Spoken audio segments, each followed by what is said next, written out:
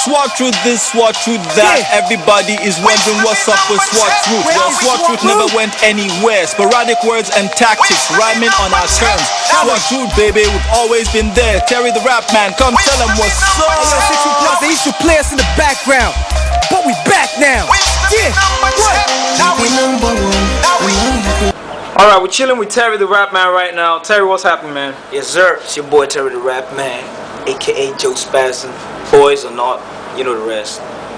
Boys are not smiling. What's that all about?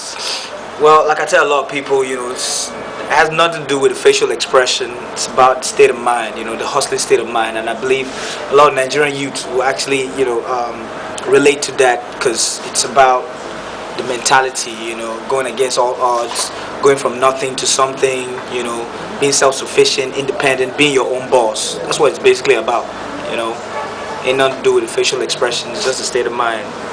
Alright, Terry the Rap Man, second album coming out in a matter of weeks. Yep. Fine, why has it taken so long to drop an album? Well, a whole lot of things. We had a couple of setbacks, everything from recording new tracks, taking out tracks that were beginning to sound old, to strategizing. Like so many things, because somewhere along the line, in the middle of production and everything, we found out there was a lot of anticipation, which made me want to step my game up. I was like, okay, if people are expecting this a lot, it'd be good to have a near perfect album. You can't always have a perfect album, but a near perfect album, there's something for everybody. So I think we tried with it, so we've given it our all, 110%. My manager, the online crew, the whole Boys Not Smiling movement, everybody's giving 110%, and I can give you, let you know that, without a shadow of a doubt, that it's gonna be a classic album, a masterpiece. Alright, let's go back. Let's just go back to 2005, where you got your first album out. If I'm correct. Yeah, The Rap Man Begins. You were signed to November Records. Yes, sir. So tell us why you left November Records. Just tell us the story. Are you still with November Records? No, I am officially not with November Records anymore. Charles Novia. We had a one-album deal. As at that time, I hear you were signed also alongside who?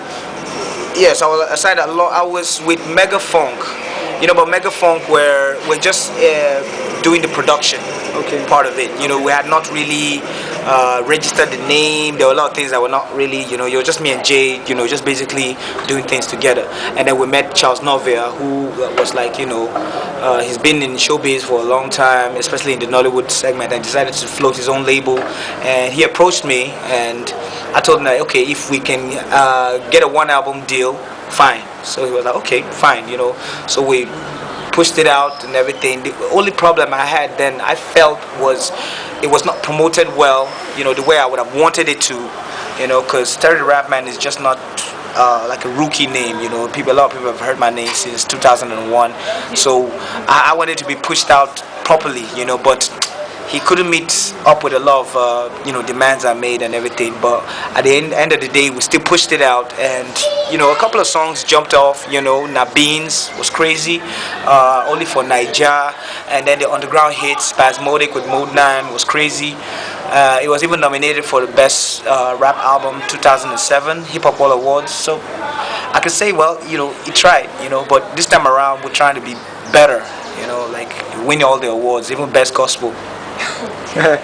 Fast forward to 2009, you dropped a mixtape titled Night House presents Joe Spasm mixtape, hosted by DJ Jimmy Jet. Okay, so tell us about it. Yeah, it was just an idea that me and Jimmy had a long time ago when I first came, 2005. He was always talking about, this whole mix. That was before he did his own mixtape. But this whole, MC and DJ coming together. Because that's how the whole, mixtape thing started. The DJ and MC getting together. And the whole idea is to promote the album coming soon. You understand? So we wanted to take it to that whole vintage way of, recording and all that. So I hooked up with him. years later, and I was like, yo, what about that idea? Sometime early last year, and he was like, okay, cool, So I recorded. I hooked up with Night House then. They're like my second fam. Shout outs to Night House, and they were like, they hooked me up with online beats and all that, foreign and original. So I recorded like some 22 tracks or so, like I was just going, just going hard, The song with Sauce Kid, Boys Are Not Smiling, was crazy. There was this song, I'm Hot, which I sampled the Banjis, Mobono Feli Feli, that was crazy too. A couple of other songs too were just, on it. And I even had the old I'm a Nigerian song on it, for old listeners. Okay, so cool. Let's go to Terry the Rapman, who's the artist now, the rap artist. Some would criticize your rapping skills. Some would say you are not really an A-list rapper. What do you have to say about that? Well, it depends what you term as an A-list rapper. I mean, if you're talking about shows, home and abroad, I've done them. If you talk about is it based on lyricism? Is it based on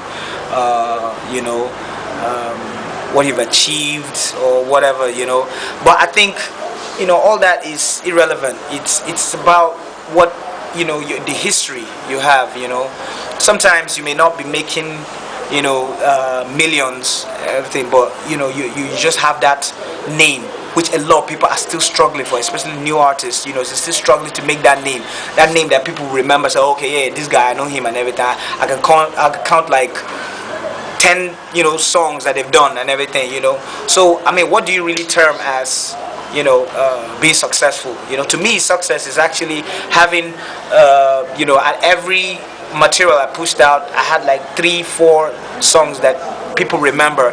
I go on stage and people are like, okay, do this track, a long list. I mean, how many rappers really have that? And some people just come out with songs that just fade out after like 2-3 weeks or something. And now with social networks and everything, everybody just they download it and everything. But people remember the songs. I got lines that people quote and everything.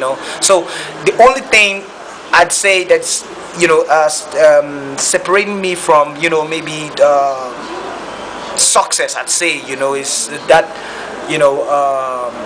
material gain. Maybe Terry's not driving that flashy car, that Hummer, or he's not doing this, that, but all that is relevant. I've already built my name. I know where I'm going. Sometimes some people get there faster, some people get there slower, but it's all good. What I'm saying? As long as I've not faded out, I'm successful. All right, you recently performed in Singapore.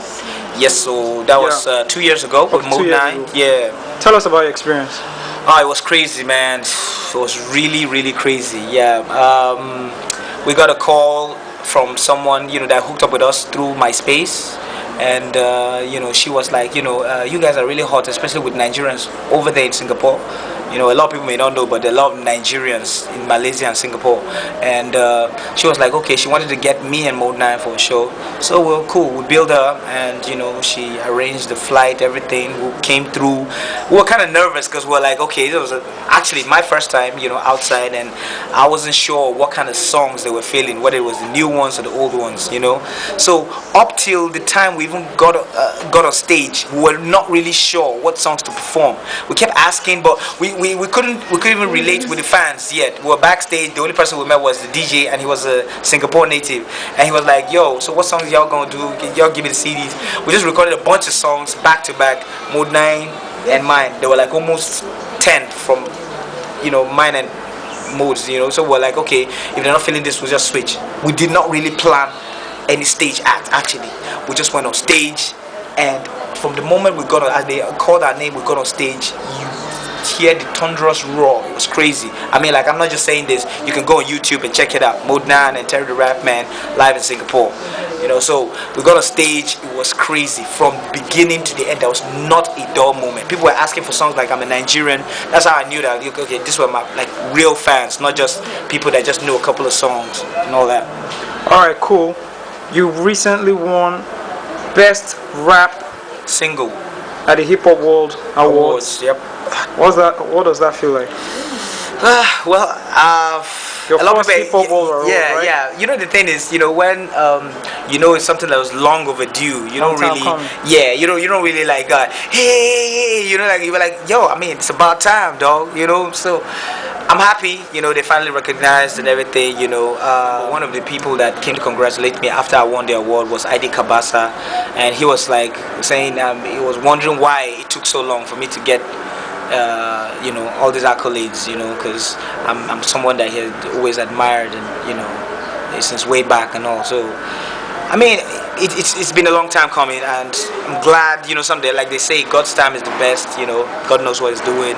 So I'm happy, finally, and that's just the start, because what I told them on stage, when I collected the award, I was like, this is just the beginning, After this, our next stop now is trying to get the best rap album.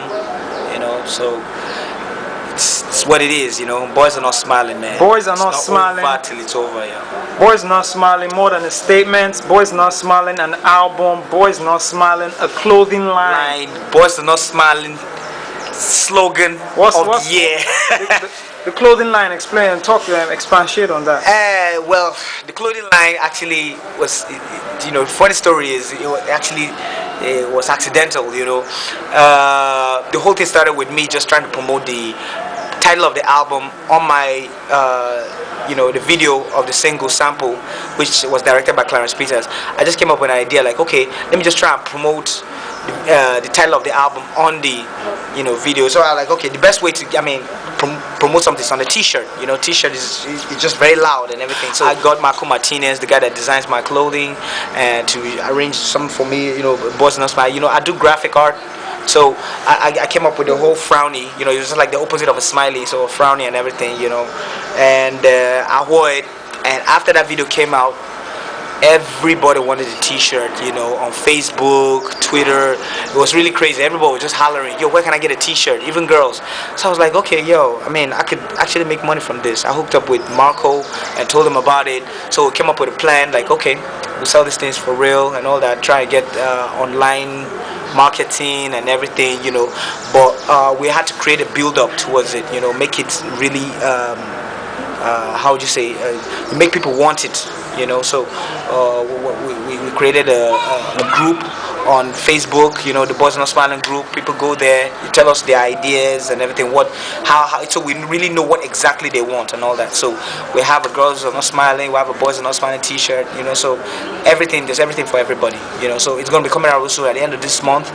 It's going to be in various, we're going to let you people know where and how much online, so just watch out for that. Okay, so you recently got a Twitter account a couple of months ago. Yeah, a lot of people were like, yo, man, Tha Rapman is never going to be on Twitter, because I said one time on Facebook, like, man, this Twitter thing is just hype, because I don't like, I'm not a bandwagonite, I don't like following people just because everybody's saying this is the in thing now, everybody just say, hey, that kind of thing. But it was my manager that actually forced me to get on Twitter, because he was like, you, Terry, man, there's nothing wrong with more fan base, what I'm saying? Go on Twitter. Twitter is a very, you get more direct feedback from your fans, even haters, so, I was like, okay, cool. I got on Twitter. I remember my first week, man, I was getting dissed left, right, and center, but after a while, I developed thick skin, and, it's all good right now. It lets me know what my fans think, So sometimes, yeah, they cannot be right all the time, but at the same time, you still know what they think about you, So, I been getting a lot of love, once in a while, a few haters there, I holler at them, I try to bless them like, yo, it's all good, But it's all great, man, it's all great. Swat through this, swat through that. Everybody is wondering what's up with Swat Truth. Well, Swat Truth never went anywhere. Sporadic words and tactics, rhyming on our terms. Swat Truth, baby, we've always been there. Terry the Rap Man, come tell them what's up. They used to play us in the background,